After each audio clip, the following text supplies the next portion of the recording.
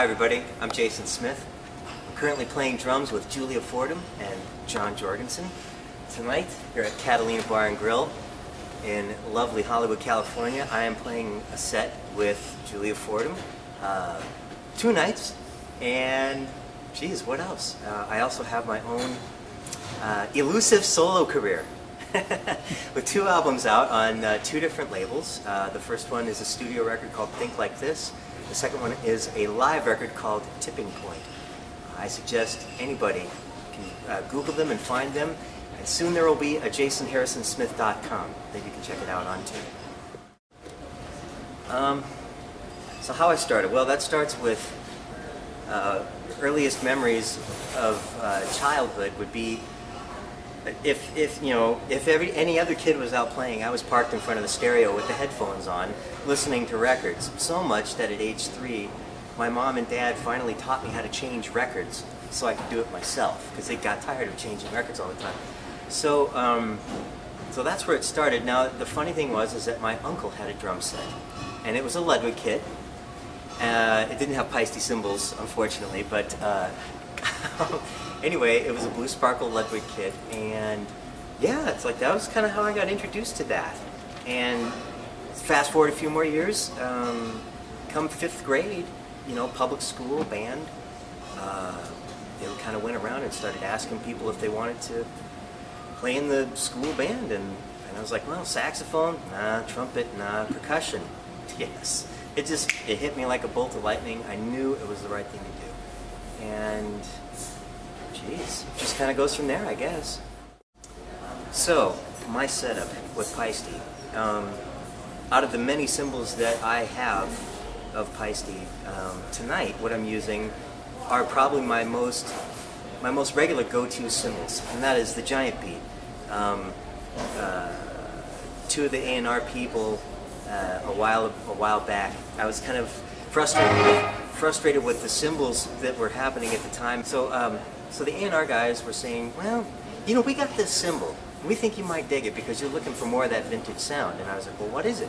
They said, well, it's kind of like what predates the 2002. It's called a Giant Beat. And we never really stopped producing them. It just kind of became a special order item. I was like, well, I got to hear it. So he walked in, pulled out this amazing set of hi-hats, and I was like, oh my God, this is it. And he handed me a 16-inch crash, a prototype crash, and he says, try this. And I hit it with a stick, and I said, I want the whole set, right then and there. I didn't even think about it. So, having said that, here's my set. So I've got an 18-inch crash, I've got a 22 prototype ride, I've got a 20-inch crash, and then I've got 15-inch hi-hats. I also have the 24-inch ride, the 16-inch crash, and the 14-inch hi-hats as well. I basically have the complete original set as it was in 1968, I guess it'd be. And I find that these cymbals work for everything. I can play the most tender singer-songwriter, the most burn and swing, and yet I can turn around and turn up the volume a little bit and hit harder, and these cymbals speak.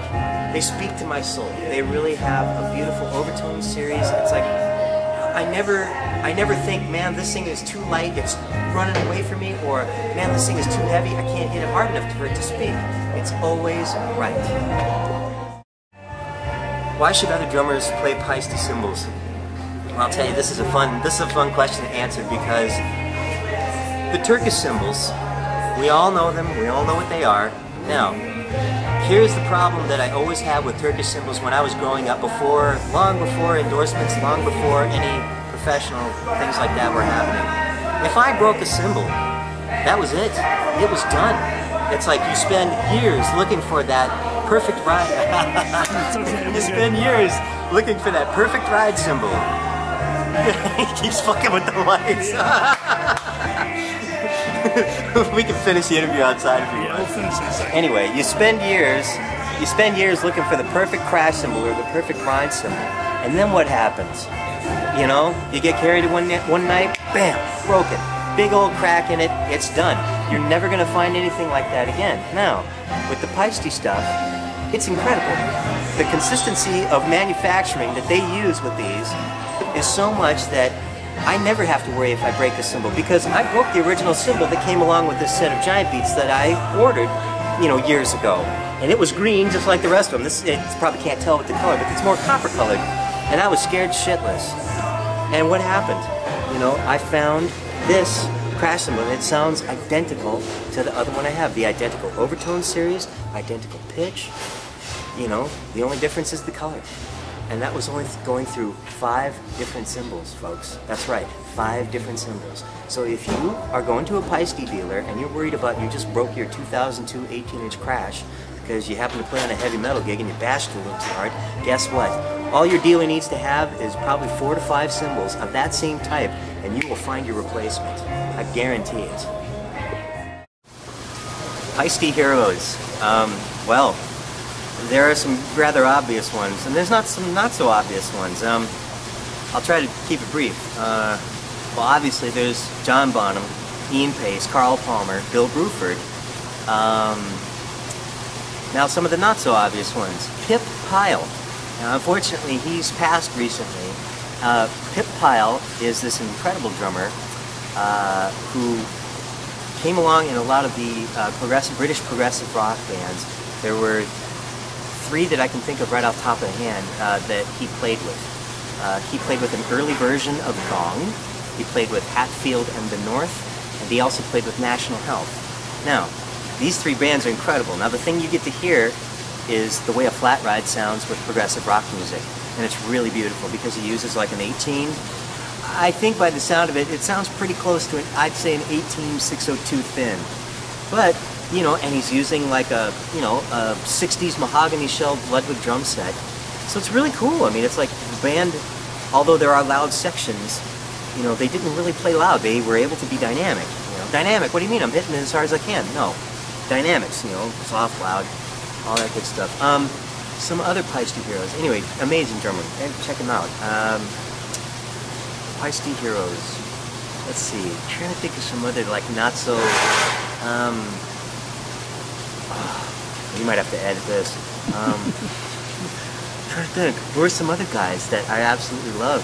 Oh, Billy Higgins. Oh my God, dude. Okay, let's talk about probably one of the most overlooked and underrated drummers. You know, I mean, he had just such an economy and yet such finesse with his playing. I mean, it's like, it's rare that you get to hear something like that. You know, I mean, obviously there are the, you know, the people who had, you know, the real ability to express themselves on higher levels, you know, Tony Williams, Jackie Jeanette. Jackie Jeanette was a Paiste artist for many years, and I heard many of those records. Oh my God, incredible stuff. He played a lot of flat rides. Danny Gottlieb, another Paiste artist for many years. Incredible flat ride sounds. Why am I saying flat rides? I recently found an 18-inch Formula 602 thin flat ride, and it's incredible. And I have a couple others too. But other Paiste artists, I believe Jan Christensen, another famous ECM drummer. I think he also used a lot of Paiste Symbols. I think he mixed and matched, but for sure he's using the Paiste flat ride a lot. On a lot of those Terje Ripdahl records, and I know he is with the Keith Jarrett stuff that he did with that, and yeah, it's pretty smoking. You know, there's so many guys, so many guys.